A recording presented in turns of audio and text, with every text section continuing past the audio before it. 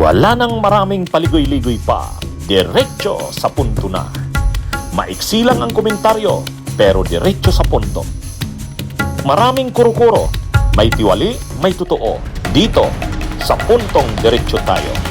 Punto, diretso. At kay Harry Roque, mukhang lumalalim ang issue ng dalawang ito eh. Lumalalim ang issue ng dalawang ito na sa paglalim ng isyung ito, lalo nang hindi uuwi si Harry Roque dito sa Pilipinas, lalo nang magtatago yan doon sa Europa. Lalo na ngayon, humihingi na ng tulong si Madriaga kay Leila de Lima. Ito kasing si Madriaga, Ramil Madriaga, kontrobersyal ito dahil ito ay humingi ng tulong dahil nakakulong siya ngayon sa Camp Bagong Diwa sa Bikutan, Taguig. Isa siyang PDL, person deprived of liberty, sa kasong kidnapping. Kidnap for ransom ang kaso niya. Naaresto yata siya 2023. So ngayon, ang kontrobersyal kasi dito kay Madriaga, ito daw Madriaga na ito ay binibisita ni Sara Duterte. Ayon ito kay Montulfo. Ayon kay Montulfo sa kanyang post, ito daw ay binibisita. Bagamat hindi Bikutan, sa Camp Bagong Diwa, pero binibisita daw ni Sara kahit gabi daw pinuntahan. So nag-create yan ng intriga. Pero ngayon mayroon na. Alam na natin na yun si Ramil Madriaga eh.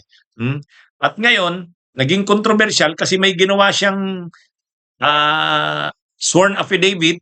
Mahaba yung kanyang sworn affidavit. Dinitalya niya doon yung mga alam niya tungkol sa mga Duterte, kay Sara, kay Digong, at yung mga anomalya ng mga Duterte. Kaya itong si Madriaga ay nagiging ngayon, kontrobersyal. Pinag-uusapan, totoo ba itong mga kanyang sinasabi? Pero ang isang malaking kontrobersya dito, ayon sa abogado ni Madriaga, ang dahilan bakit siya sumama ang loob kay Sara, dahil trusted daw ito ni Sara dati. Bagman ni Sara nga eh. Sumama ang loob kay Sara kasi nagkaroon yata ng problema itong si Madriaga at saka si Harry Roque. Sa problemang ito, ito ang naging dahilan daw ayon kay Madriaga kaya siya nakulong. Kaya lang humingi daw ng tulong kay Sara, hindi naman daw tinulungan. Parang mas kinampihan pa ni Sara si Harry Roque. Kaya sumama ang loob niya, so ito na ngayon. Binubunyag niya na ang lahat niyang alam. Ngayon pinanood ko yung vlog ni Harry Roque diyan, mga kabunyog, mga kababayan. Inamin din talaga ni Roque na mayroon nga silang nito ni Madriaga. Mayroon sila nitong pinaglalabanan. Kasi kinasuhan daw siya nito, sabi ni Roque, ng land grabbing, pero may kinasuhan din daw ito ng mga Filipino-Chinese ng kidnap for ransom at siya ang abogado ng mga Filipino-Chinese na ito. So malinaw na dito, kinumpirma ni Roque na mayroon nga silang hidwaan nito ni Madriaga. Ngayon, kaya lang sa nangyayaring ito ngayon, nakakakuha ng atensyon itong si Madriaga, linalabas niya na ngayon yung mga bagay na dati hindi naman nababalita. Lalo na itong pagkakasangkot di umano ni Harry Roque sa pangangamkam ng mga lupa diyan sa Bataan. Actually, noon pa talaga nang nabalita yan. Pati si Atty. Harry Roque, sinambahan niyo ng kaso? Kasama po si Atty. Harry O, Roque. kasi may nakikita tayo mga placards dito na nakalagay po ay So hindi ba tayo natatakot na masabihan tayo ng tayo nagbibintang kasi nakalagay po ay Harry Roque, Sakim at Land Grabber. So mula Maribeles, Bataan kayo nagbiyahe rito papunta ng Ombudsman. So maaari ko po bang malaman kung ano po yung inyong pinaglalaban? Yung sa amin po, gusto po naming mabawi yung lupay namin. Kasi napakatagal na rin naman pong minana na po namin ito sa mga lolo namin. And galing po sa mahirap na pamilya, wala po kaming ibang makukuha galing sa magulang namin kundi ito lamang. So hindi naman po maliit na bagay na agawan ka ng karapatan eh. Kasi karapatan po namin yun eh.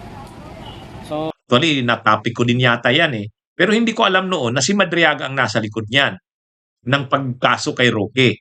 Ang alam lang natin, nirereklamo yung korporasyon ni Roque at ilang mga Filipino-Chinese ay nangangamkam ng mga lupa di umano doon sa Bataan, sa Mariveles. Kaya ano ito, actually maraming ang nagpapaabot sa atin yan, attorney, sobrang yaman na ni Roque, ang dami ng lupang nakamkam doon sa Bataan. So hindi lang natin alam na yung mga issue sa likod niyan. Pero noon pa talaga lumabas na yung balita na si Roque talagang may problema nga, may issue sa kanya sa land grabbing. Yan yung ano, yan yung matagal nang nababalita. Nagrally nga noon yung mga magsasaka doon sa ombudsman. Kasi finailan talaga ng kaso si Harry Roque sa ombudsman tungkol nga sa land grabbing. Ano na yan, paulit-ulit yan na issue sa kanya. Kasi mukhang marami ang apektado sa napakalaki ng lupa na di umano'y kinamkam ni Roque. Pero siyempre, dinideny ni Roque yan.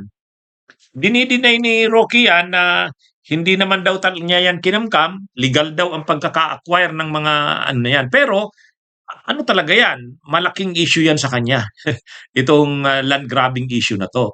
Lang, ang lumilitaw pa lang ngayon, no? Ang lumilitaw na ngayon, itong si Madriaga, sabi niya, tumulong siya diyan sa mga magsasaka na yan. Tumulong siya sa mga magsasaka na yan, sabi ni Madriaga. Noon daw, February 2022, kinasuhan nila. Siya mismo, tumulong siya sa mga magsasaka. Kinasuhan nila itong mga magsasaka na di umano'y kinamkaman ng lupa ni Harry Roque. Kinasuhan nila sa ombudsman. Yan yung sabi ni Madriaga. Kaya lang, pakalipas daw ng ilang buwan, noong August 2022, kinasuhan naman siya nila Harry Roque ng kidnapping. Kidnap for ransom. Ang akusasyon sa kanya, kinidnap nila di umano yung mga Filipino-Chinese. Yung mga Filipino-Chinese at pinapatubos daw. Kaya kidnap for ransom. Yan yung, ang sabi ni Madriaga, kinasuhan siya ni Harry Roque ng gawa-gawang kaso ng kidnap for ransom dahil nga kinasuhan nila si Roque ng land grabbing sa ombudsman. Parang ginantihan siya. Ginantihan siya. Yun ang sinasabi ni Madriaga. Kaya nakulong umano siya, kasabwat ni Roque yung mga Filipino-Chinese at yung mga Filipino-Chinese daw na yan, yung mga Filipino-Chinese daw na yan ay mga involved din sa Pogo. Kasi ng mga panahon nga na yan, si Roque ay marami ng koneksyon sa Pogo. Kaya yung mga Chinese na yan, actually may mga lumabas na yan, kumalat na sa social media na pictures ng mga Chinese na yan na nagkaso sa kanya ng kidnap for ransom. Yan daw ay kasabwat ni Roque, gawa-gawang kaso. Siyempre, madaling magawa yan ni Roque kasi yung mga Filipino-Chinese na yan, kasabwat niya sa Pogo. Pwede ngang kasabwat niya rin sa land grabbing ayon kay Madriaga, itong mga Filipino-Chinese. Kaya para mapatahimik itong sila Madriaga, kinasuhan. Yun ang bersyon ni Madriaga. Ang sabi naman ni Roque sa vlog niya, hindi. Totoo daw talagang involved sa kidnap for ransom itong si Madriaga. At ito daw ay humingi ng tulong sa kanya yung mga Filipino-Chinese. Ginawa siyang abogado. Kaya kumbaga siya, private prosecutor siya dyan. Kaya magkalaban talaga sila sa kaso ni Madriaga. Pero ang sabi ni Roque, hindi naman daw yun dahil ginantihan niya si Madriaga. Pero ang sabi naman ni Madriaga, hindi, ginantihan daw siya. Kasi mas nauna yung pagkaso niya kay Roque ng land grabbing. February 2022 yun. Kinasuhan siya nila Roque at ng mga Filipino-Chinese umano na kinidnap niya August 2022. Kaya naaresto yata siya 2023. So ngayon, hanggang ngayon, nakakulong siya. Pero hindi kasi yan napag-uusapan yan. Kaya lang ngayon, nakakuha na ng atensyon. Nakakuha na ng atensyon ngayon ng publiko. Sa ngayon, nakakuha na siya ng atensyon ng publiko dahil nga dito sa affidavit niya laban kay Sara. Ngayon. Bunyog, bunyog, halikan na kasama ka. Bunyog, kapag buklod ay may pag-asa. Luzon, Visayas, Mindanao, isa ang pananaw. Sa bagong Pilipinas ang bunyog isisigaw. Bunyog, bunyog, bunyog.